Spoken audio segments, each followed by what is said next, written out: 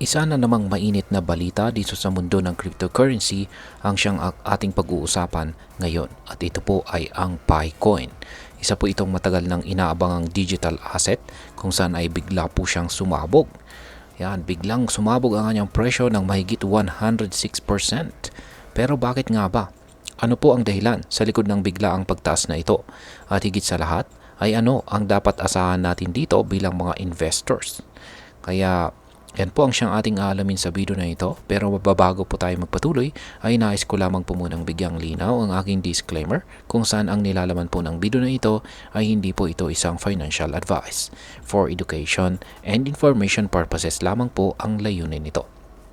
Ayan, una sa lahat ay ano nga ba ang Picoin? Para sa mga hindi pa pamilyar, ang Picoin ay isang cryptocurrency na ginawa ng isang grupo ng Stanford graduates noong taong 2019. Ang layunin nito ay gawing accessible ang mining sa lahat gamit lamang ang isang mobile phone. Unlike Bitcoin at Ethereum na nangangailangan ng napakalakas na computing power para magmina, ang Picoin ay kayang magmina sa simpleng pag-download ng kanilang app at pag-check-in araw-araw. Dahil dito ay milyong-milyong tao sa buong mundo, kabilang na ang maraming Pilipino ang nainganyo na sumali dito sa Pi Network. Ngunit sa kabila ng malaking user base nito, isa pa rin sa pinakamalaking tanong ng mga investors ang kailan ito magiging opisyal na listed sa mga major exchanges at kailan natin ito pwedeng i-trade. Ngayon ay mukhang papalapit na ang sagot sa tanong na yan. Ngayon ay bakit po biglang tumaas ang presyo ng Picoin? Sa loob po ng mahabang panahon, marami ang nagdududa kung magiging valuable nga ba ang Picoin. Pero ngayon, isang napakalaking balita ang lumutang. Ang Open Mainnet launch ay tila napakalapit na.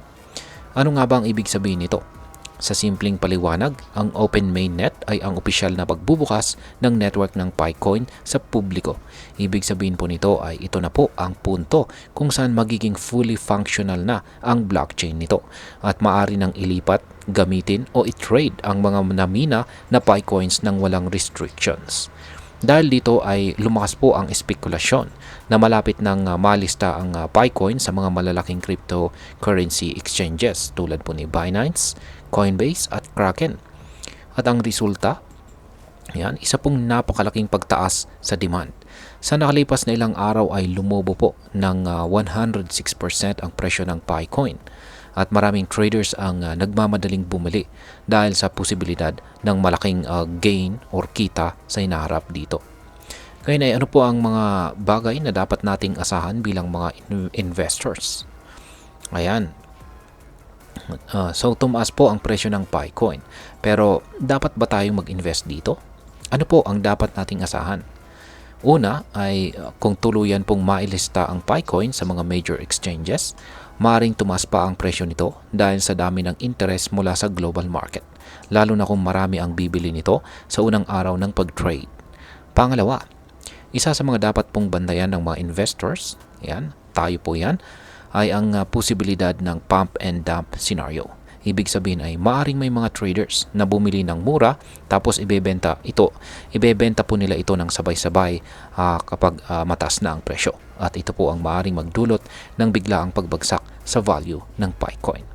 Pangatlo ay para po sa mga matagal nang nagmimina ng Picoin, ito na marahil ang matagal nang hinihintay nating pagkakataon para i-convert ang ating coins sa real money or totoong pera. Pero tandaan, mahalaga pong maghintay ng opisyal na announcement mula sa Pi Network bago po gumawa ng major financial decisions. At ang pang-apat ay ang regulatory concerns dito sa Pilipinas. Isa pang dapat nating isaalang-alang ay kung paano po ituturing ng Bangko Sentral ng Pilipinas or BSP ito. Alam naman natin na mahigpit po ang regulasyon ng Pilipinas pagdating sa crypto. Kaya siguraduhin po nating updated tayo sa anumang bagong guidelines na ipapalabas ng gobyerno. At ay ngayon ay ano naman ang maaring maging epekto nito para sa atin bilang mga Pinoy crypto traders at investors na interesado kay Picoin. Yan, para sa atin, maaring maging malaking oportunidad ito. Marami sa atin ang nagmimina ng Picoin nang walang ginastos ni piso. Kaya kung tuluyan pong mailista ito at magkaroon ng value sa mga exchanges, maaring magkaroon tayo ng extra income mula sa simpleng pagmimina lang sa ating cellphone. Ngunit, hindi po ito nangangahulugan na guaranteed na kikita tayo agad. Tulad po ng ibang cryptocurrencies, volatile o pabago-bago po ang presyo ng Bitcoin. Kaya mahalagang maging maingat at huwag pong agad-agad magbenta o bumili ng hindi muna nagsasaliksik or nagre-research. Para sa mga traders, ito ay isang high risk, high reward na opportunity. Maaring tumas pa ang presyo pero maaring bumagsak din ito kung hindi maganda ang magiging takbo ng open mainnet. Kaya mas mainam na mag-diversify at huwag pong ilagay ang lahat ng puhunan sa isang asset lamang. At ayan, bilang panghuli ay ano naman ang aking masasabi tungkol dito. Para sa akin, ang Bitcoin ay isang interesting na cryptocurrency. Isa po itong magandang halimbawa ng isang community-driven project na nagtagumpay dahil po sa suporta ng maraming mga users. Ngunit, hindi rin natin dapat baliwalain ang risk nito. Ang pinakamainam na gawin natin ngayon ay hintayin po ang opisyal na announcement ng Open Mainnet. Huwag pong magpapadala sa hype, mag-research muna bago bumili o magbenta. Maging updated sa magiging status ng Bitcoin sa mga major exchanges at gamitin lamang ang perang kaya nating mawala sakaling bumagsak ang presyo nito.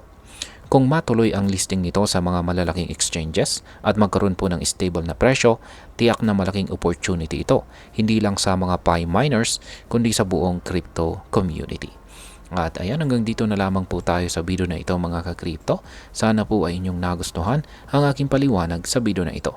Kung inyo po itong nagustuhan, pakiclick lamang po ang like button nito. Marami pong salamat sa panonood, ingat po tayo lagi at God bless po sa ating lahat.